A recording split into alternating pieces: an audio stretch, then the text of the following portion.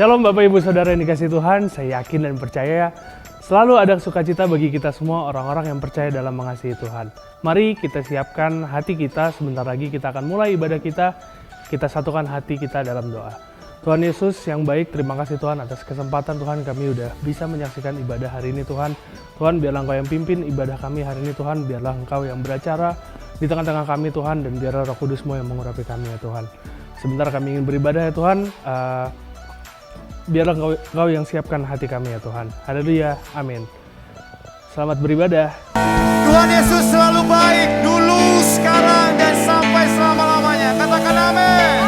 Yang siap memuji Tuhan sama-sama katakan amin. Tepuk tangan dong buat Tuhan Yesus sekali lagi. Come on, dengan sukacita.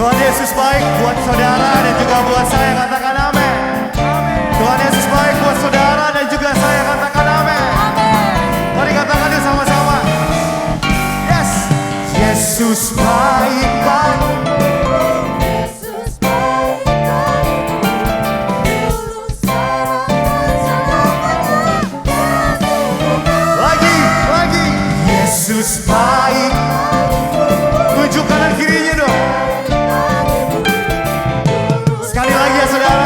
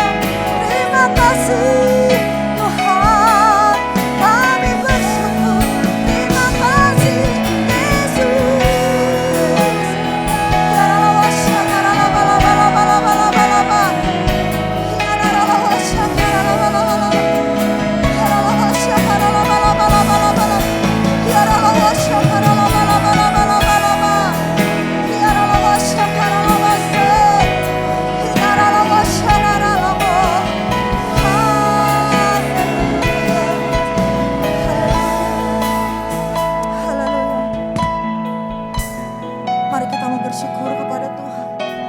Kita mau berterima kasih Tuhan. Terima kasih Tuhan. Terima kasih Yesus. Terima kasih Yesus. Ku beri syukur hanya bagimu, ya Allahku.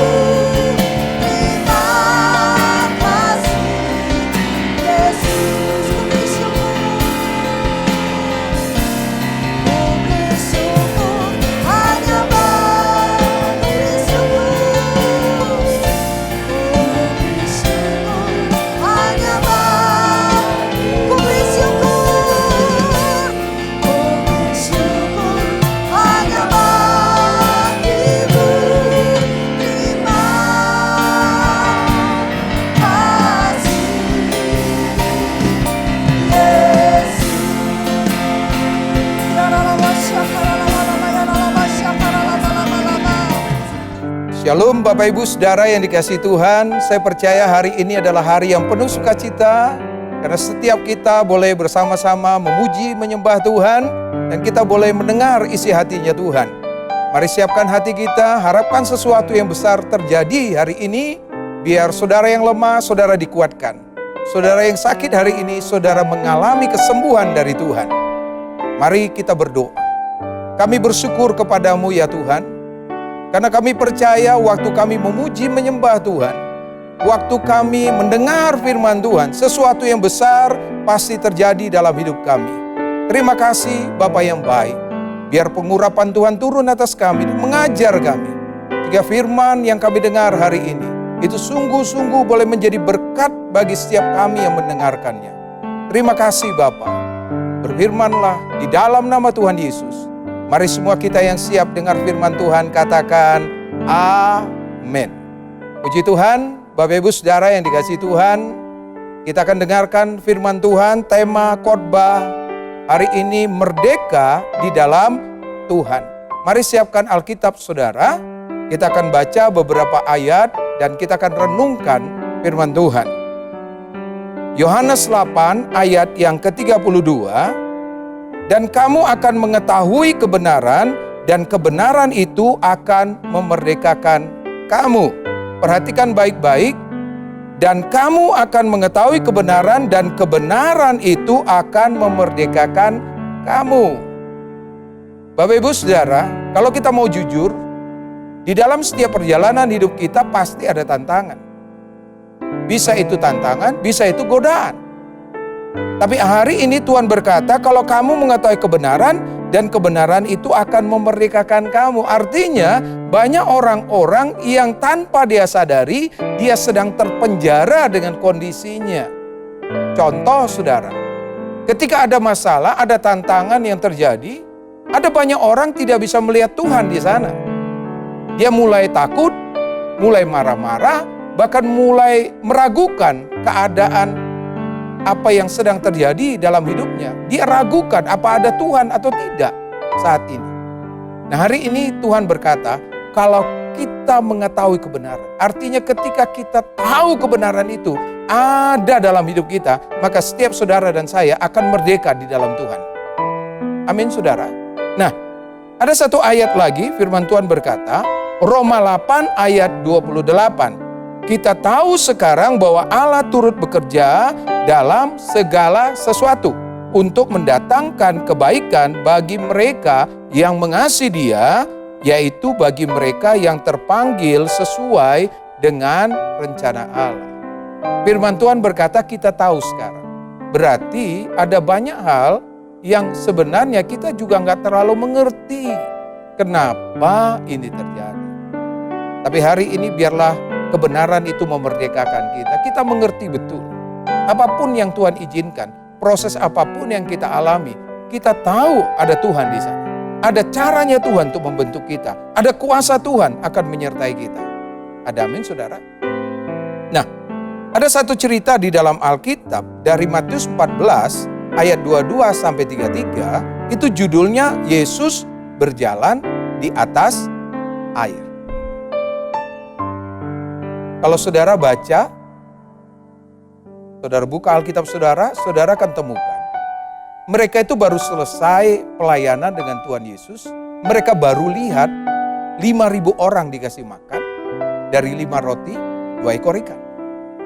Dan tiba-tiba Tuhan berkata, karena ini udah menjelang sore, Tuhan naik ke atas bukit untuk berdoa dan dia perintahkan murid-muridnya untuk pergi ke seberang.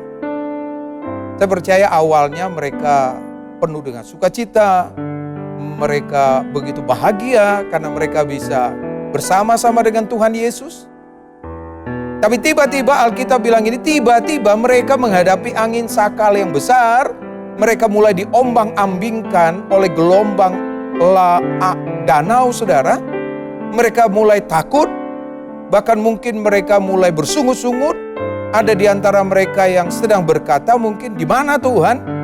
Mungkin ada di antara mereka yang sedang berkata, selesailah kita hari ini.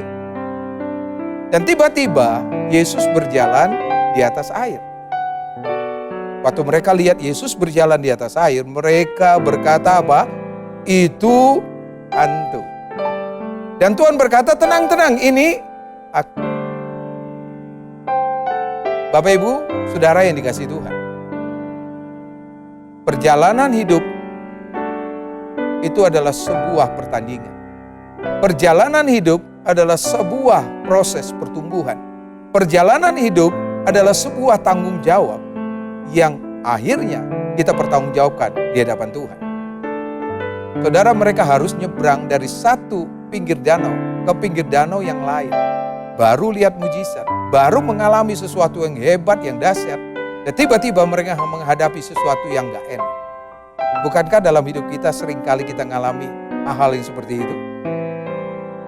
Tapi Tuhan mau biar setiap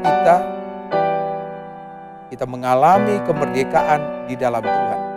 Sebesar apapun tantangan atau godaan, kita keluar sebagai pemenang. Yang mau katakan amin. Bagaimana supaya kita bisa hidup di dalam kemerdekaan? Mari perhatikan di sini.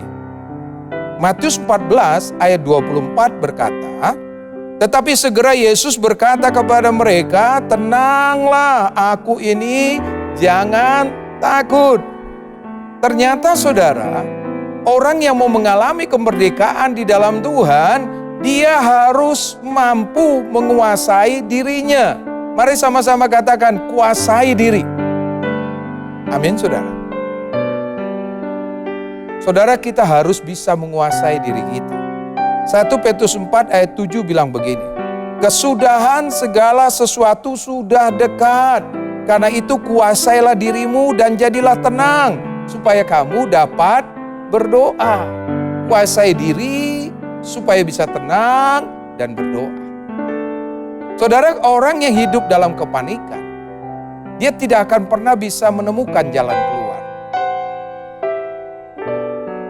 Saudara, satu cerita,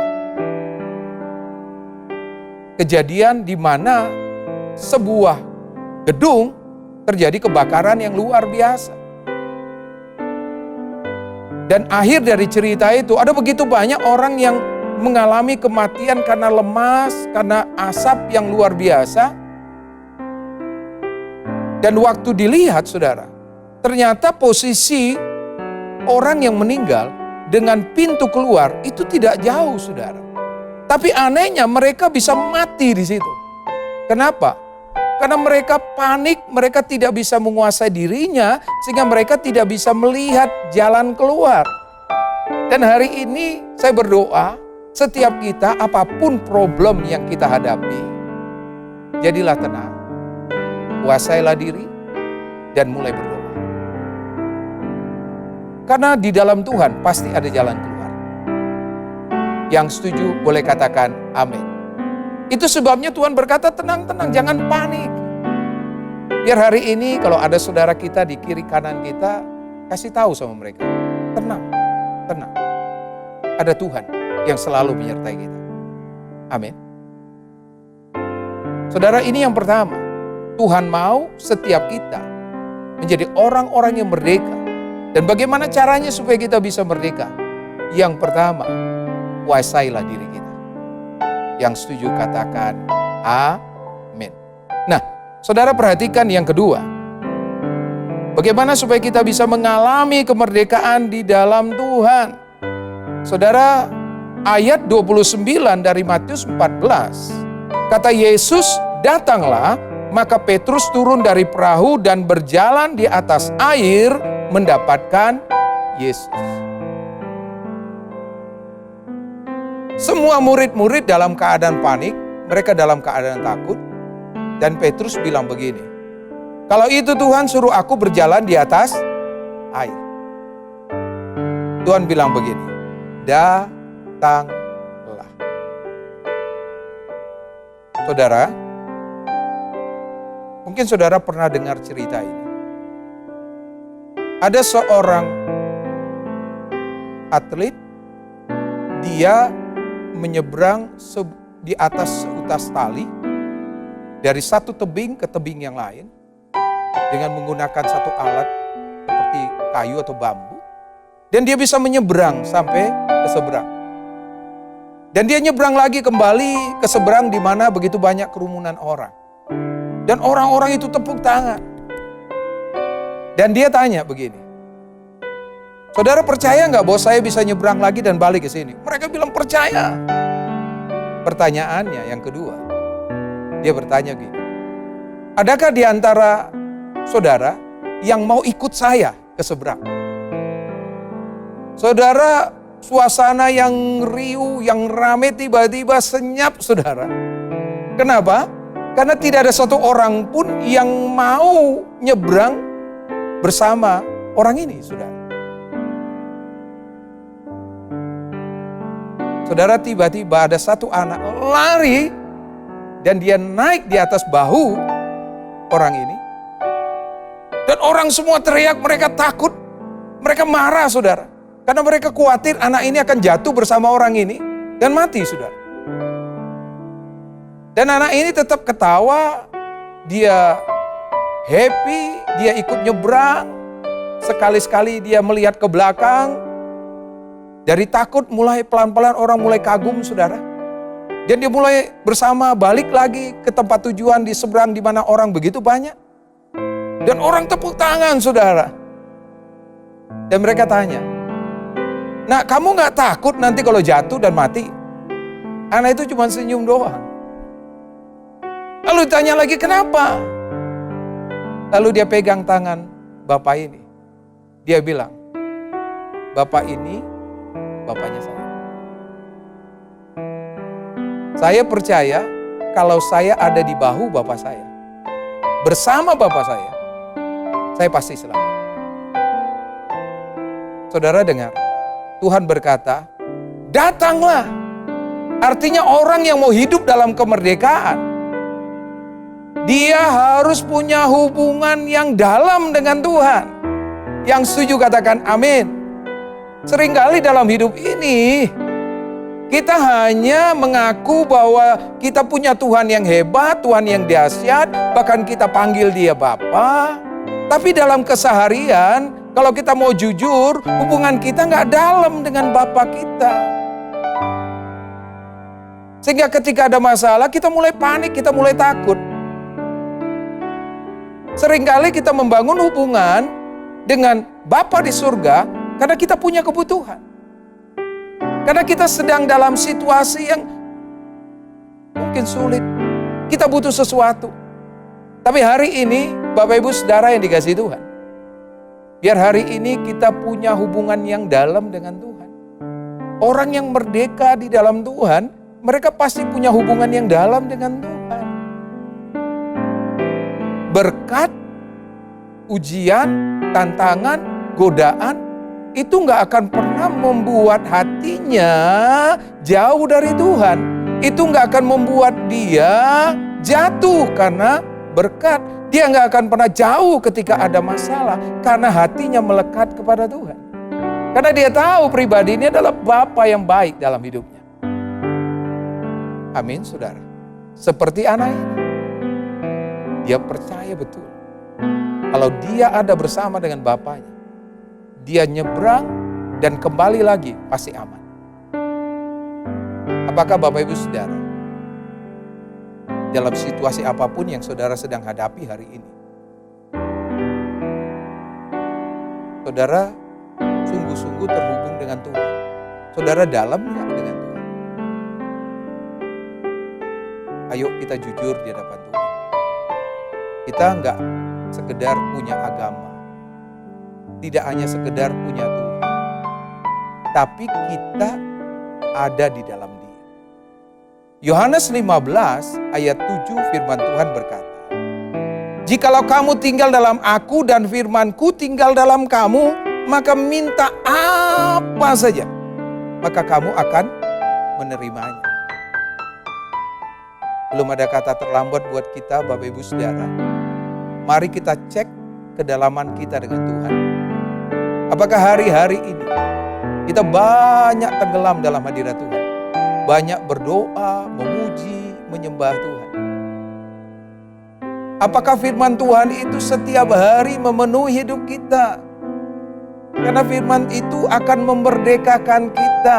Karena oleh firman itu iman kita bertumbuh di dalam Tuhan. Oleh karena iman itu membuat sesuatu yang gak mungkin itu menjadi sangat mungkin. Ada amin saudara? Kalau saudara baca Daniel 6 ayat 11. Ceritanya itu Daniel itu sedang diusahakan oleh petinggi-petinggi yang lain, lagi dicari kesalahannya supaya dia melanggar titah raja dan akhirnya dia harus menghadapi gua singa. Karena mereka selidiki tidak ada kesalahan dalam diri Daniel, hanya satu, itu soal ibadah. Itu sebabnya mereka berusaha mempengaruhi raja pada waktu itu supaya raja membuat satu keputusan bahwa dalam waktu-waktu ke depan tidak ada orang yang boleh menaikkan permohonan kecuali kepada raja. Itu sebabnya ayat 11-nya bilang begini, demi didengar Daniel, SK itu sudah dikeluarkan. Daniel pulang ke rumah, dia naik ke loteng atas dan dia mulai berdoa, memuji menyembah Tuhan, mengarahkan pandangannya ke Yerusalem seperti yang dia lakukan 3 kali dari sejak masa muda. Saudara perhatikan ini. Daniel sangat dalam mengenal Allahnya. Dia punya relasi yang dalam dengan Tuhannya. Dia tahu ada resiko yang harus dia hadapi. Dia akan dilemparkan ke gua singa di mana dia akan mati diterkam singa. Tapi saya mau bilang begini, cerita itu justru ketika dia dilemparkan ke gua singa, singanya gak mau makan. Sampai pagi hari, raja karena dia sangat mengasihi Daniel, apakah engkau masih hidup? Dan raja melihat bahwa Daniel hidup. Dan akhirnya orang-orang yang memfitnah Daniel itu dilemparkan ke gua singa. Dan keluar SK dari raja bahwa seluruh daerah jajahan penguasaan dari raja ini, tidak ada orang yang boleh menghina Allahnya Daniel. Mereka harus menaruh hormat. Wow. Kita nggak tahu. Ketika kena proses itu nggak enak. Tapi kita harus percaya. Satu, bahwa Tuhan tidak pernah meninggalkan kita. Yang kedua, Tuhan itu tetap Tuhan yang mampu untuk menolong kita. Yang ketiga, justru di balik peristiwa ini, nama Tuhan dimuliakan. Daniel ditinggikan. Dia sangat dihormati. Dan nama Tuhan dimuliakan. Saudara, maukah saudara menjadi orang yang merdeka di dalam Tuhan? Biar setiap kita membangun hubungan yang dalam dengan Tuhan. Yang ketiga, saudara, perhatikan baik-baik, saudara. Yohanes 15 ayat 8. Dalam hal inilah Bapakku dipermuliakan, yaitu jika kamu berbuah banyak, dan dengan demikian kamu adalah murid-muridku. Ternyata orang yang merdeka ini adalah orang yang berbuah, saudara. Dia mampu mengendalikan dirinya, dan dia bisa mengimpartasikan kuasa Tuhan lewat hidupnya. Tuhan bilang begini, dalam hal inilah Bapakku dipermuliakan, yaitu jika kamu berbuah banyak, dan dengan demikian kamu adalah murid-muridku. Saudara, hari-hari ini pesan Tuhan yang kuat bahwa setiap kita harus jadi murid. Saudara lihat di sini, yang mengalami kuasa Tuhan, yang melihat kuasa Tuhan bekerja adalah murid, saudara. Kita bukan hanya sekedar pengikut, bukan hanya sekedar orang percaya. Tuhan mau kita memberi diri kita untuk menjadi murid. Yang mau katakan amin. Tuhan sangat merindukan hari-hari ini.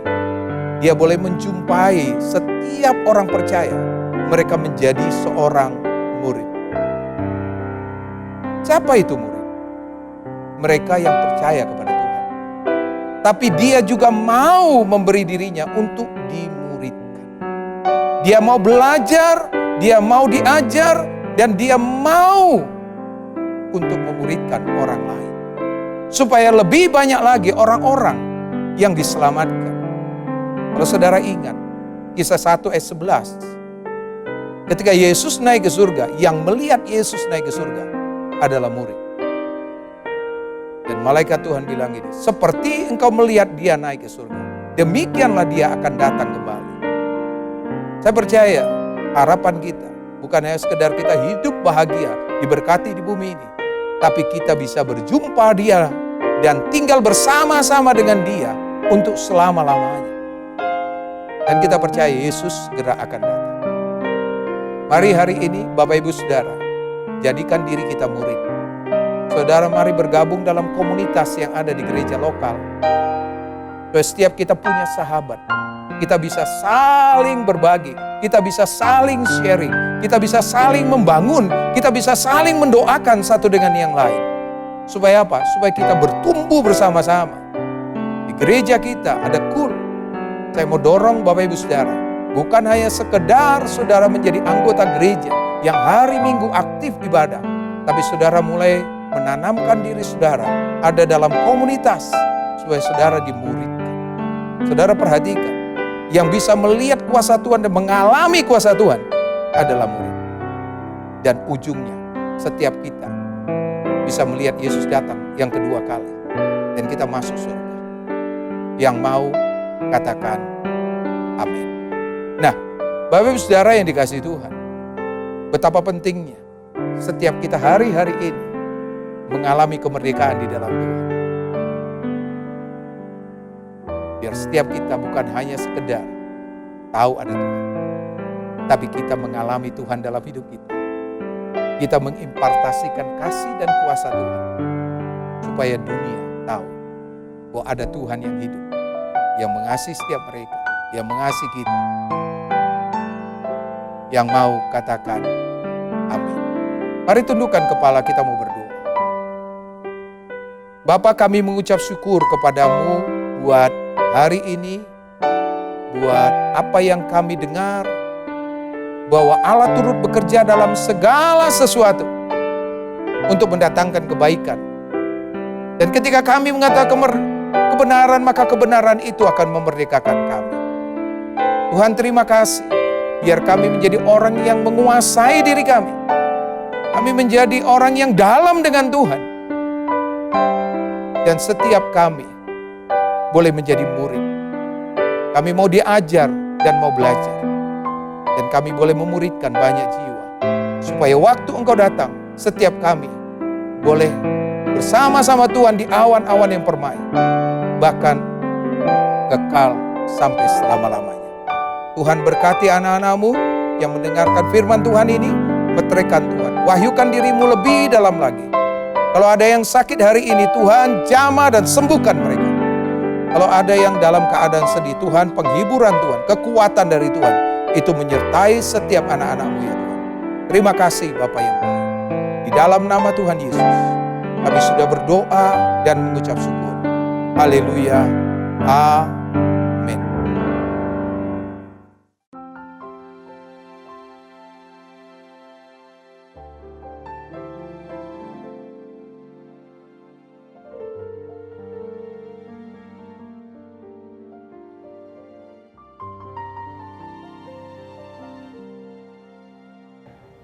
Dalam lindungan Allah, orang yang duduk dalam lindungan yang maha tinggi dan bermalam dalam naungan yang maha kuasa akan berkata kepada Tuhan, tempat perlindunganku dan kubu pertahananku, Allahku yang kupercayai.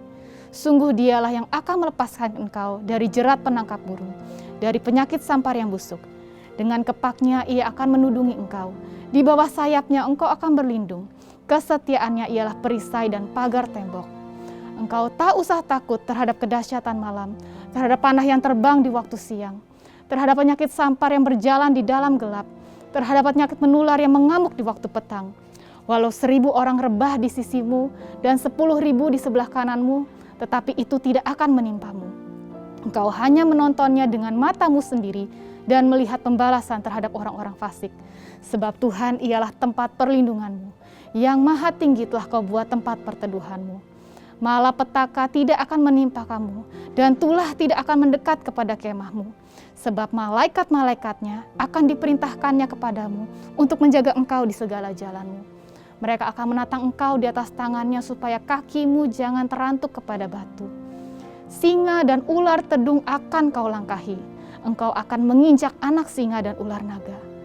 Sungguh hatinya melekat kepadaku, maka aku akan meluputkannya. Aku akan membentenginya sebab ia mengenal namaku. Bila ia berseru kepadaku, aku akan menjawab. Aku akan menyertai dia dalam kesesakan. Aku akan meluputkannya dan memuliakannya. Dengan panjang umur akan kukenyangkan dia dan akan kuperlihatkan kepadanya keselamatan daripadaku.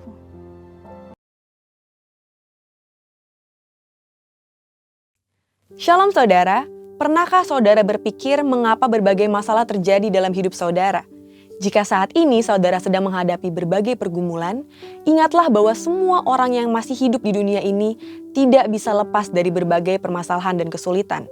Kabar baiknya, sebagai orang percaya, kita memiliki pengharapan bahwa Tuhan selalu menyertai dalam setiap kondisi yang kita hadapi. Dan segala sesuatu yang terjadi pasti mendatangkan kebaikan bagi orang-orang yang mengasihi Dia.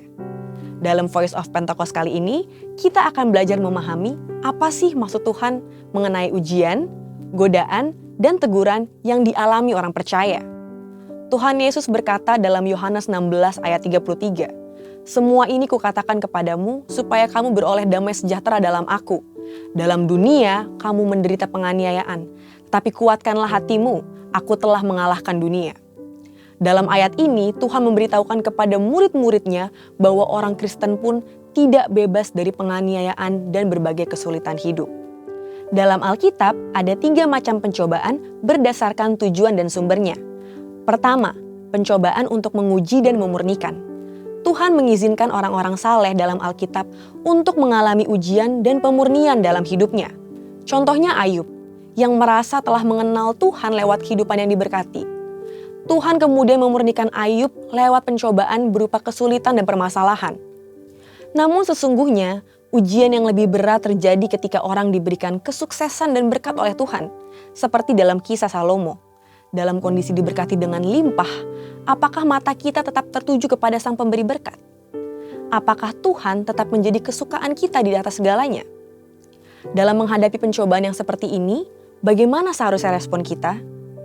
Tuhan mau kita tetap mengucap syukur dan menaruh pengharapan kepada Tuhan.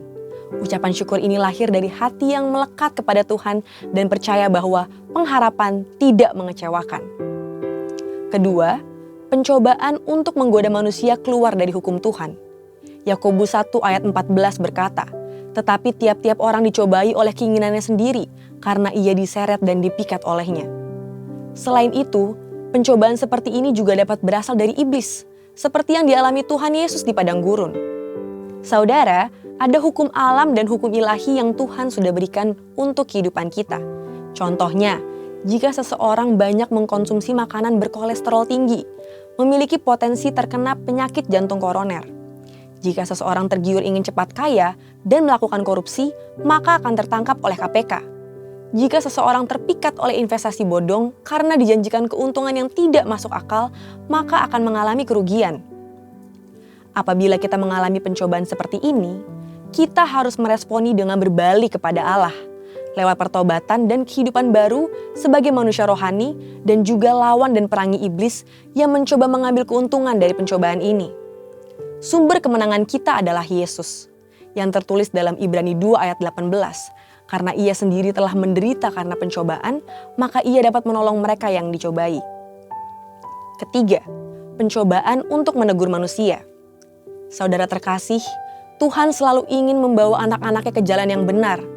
Untuk itu, Tuhan perlu menegur dan menghajar kita lewat pencobaan yang tidak mengenakan seperti yang dikatakan dalam Ibrani 12 ayat 5-8. Dan sudah lupakah kamu akan nasihat yang berbicara kepada kamu seperti kepada anak-anak?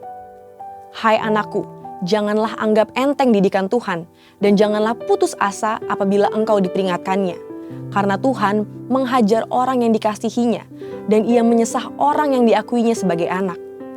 Jika kamu harus menanggung ganjaran, Allah memperlakukan kamu seperti anak. Di manakah terdapat anak yang tidak dihajar oleh ayahnya? Jika kamu harus menanggung ganjaran, Allah memperlakukan kamu seperti anak. Di manakah terdapat anak yang tidak dihajar oleh ayahnya? Tapi jikalau kamu bebas dari ganjaran yang harus diderita oleh setiap orang, maka kamu bukanlah anak, tetapi anak-anak gampang. Imam Zakaria sempat ditegur Tuhan karena ketidakpercayaannya dan menjadi bisu. Namun, pencobaan ini tidak membuat Zakaria keluar dari rencana Tuhan. Saat tiba waktunya, ia taat melakukan apa yang diperintahkan Tuhan. Zakaria dipulihkan, bahkan dipenuhi Roh Kudus untuk menubuatkan keselamatan dalam Kristus. Bagaimana seharusnya respon kita terhadap pencobaan seperti ini? Pertama, sadarilah bahwa hajaran itu menandakan bahwa kita dikasihi oleh Tuhan. Kedua, biarlah duka cita yang terjadi karena hajaran Allah berujung pada pertobatan dan menghasilkan buah kebenaran. Saudara, respon kita terhadap pencobaan bukan bergantung pada kemampuan kita, melainkan pada kesetiaan Allah. Karena kesetiaannya, pencobaan yang kita alami tidak akan melampaui batas kekuatan kita. Dan ia akan selalu memberikan kepada kita jalan keluar, sehingga kita dapat menanggungnya. Mari, jadilah pemenang atas segala pencobaan yang kita hadapi. Untuk penjelasan lebih lengkap dari tim teologi kami, silakan klik link yang ada di atas atau scan QR Code yang tersedia. Tuhan Yesus memberkati. Mari kita deklarasikan Pentakosta ketiga. Pertama, Pentakosta ketiga adalah pencurahan Roh Kudus yang dahsyat di zaman ini, melebihi yang terjadi di Azusa Street. Kedua, Pentakosta ketiga akan mengakibatkan penuaian jiwa yang terbesar dan yang terakhir sebelum Tuhan Yesus datang kembali. Ketiga, Pentakosta ketiga akan membangkitkan generasi Yeremia, yaitu anak-anak muda yang dipenuhi Roh Kudus, cinta mati-matian kepada Tuhan Yesus, tidak kompromi terhadap dosa dan akan bergerak untuk memenangkan jiwa. Keempat, Pentakosta ketiga lahir di Indonesia dan bergerak ke bangsa-bangsa. Gerakan ini dari timur ke barat dan akan kembali ke Yerusalem. Kelima, Pentakosta ketiga akan memberikan kuasa untuk menyelesaikan amanat agung dan setelah itu Tuhan Yesus datang kembali. Mari kita satukan hati kita berdoa.